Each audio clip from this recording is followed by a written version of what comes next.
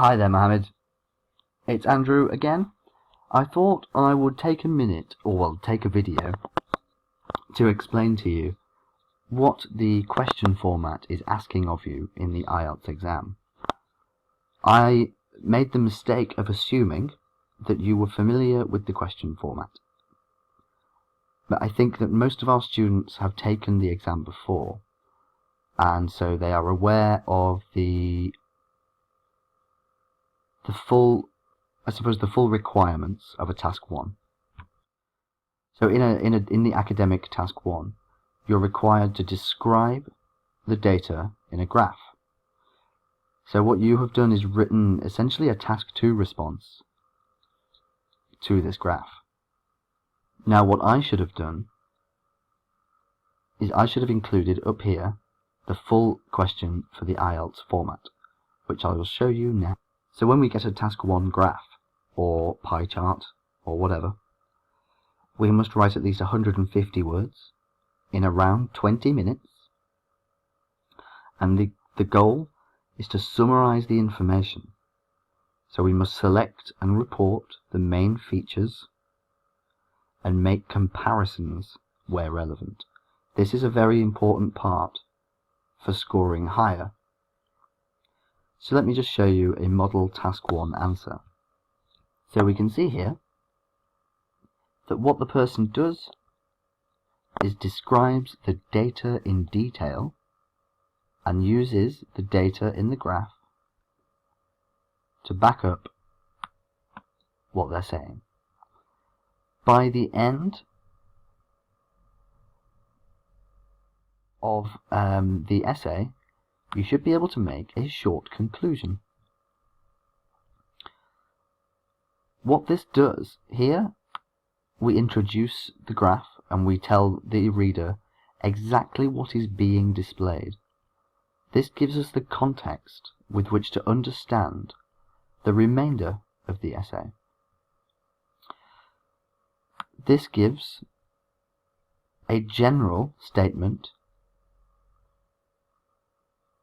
about the overall trend of the graph with a little bit of data to support that statement. The third paragraph is then just a bit more of a detailed analysis. So what you can see is that we generally introduce the data, we give a small amount of thought on it, we give a more detailed analysis, and then we have a single sentence that summarizes the whole thing.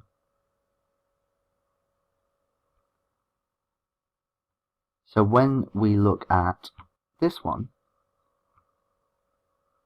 we want to write 150 words explaining, first of all, exactly what this graph displays. So we have to paraphrase this.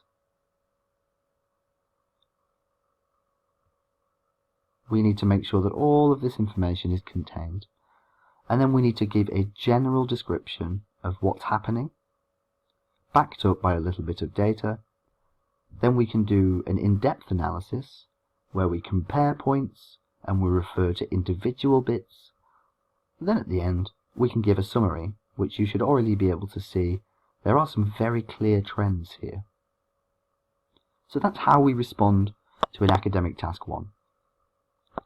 So obviously, given that, there's really not much I can do about this. What we are going to have to do is ask you to have another go at the academic Task 1. If, on the other hand, you are planning to sit the general training exam for IELTS, do let me know, and then I will provide you with a general training question, which is more of a letter format. But the academic format, which is what most people take for universities or professional jobs, you're required to describe data, trends, comparisons in an academic manner.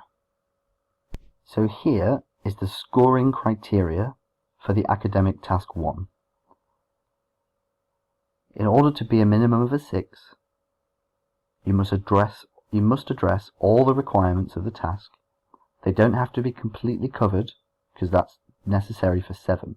But to get a 6, you must address the requirements of the task, and present an overview with appropriately selected information. So an overview means essentially a general run-through of the data. You present the data and the points, and you are adequately highlighting and expanding them. It gets more stringent up here, where you're then required to cover all of the requirements of the task. You present a clear overview of the main trends, differences, or stages. The rest of this is similar to the Task 2 mark scheme, but this one is different. So if you're wondering how to get a 7 or a 6 or an 8, you just have to read this description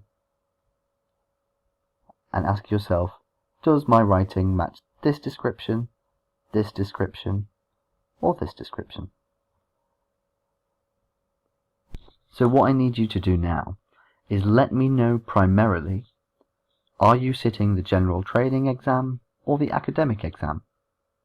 If you are sitting the academic exam, have another go at the task 1, and I will mark both together. If you are sitting the general training exam, I will send you a different question. But until then, Mohamed, have a great evening. I'll speak to you again soon, and I'm sure that we will be producing level 6 and above writing very, very shortly. See you later, pal.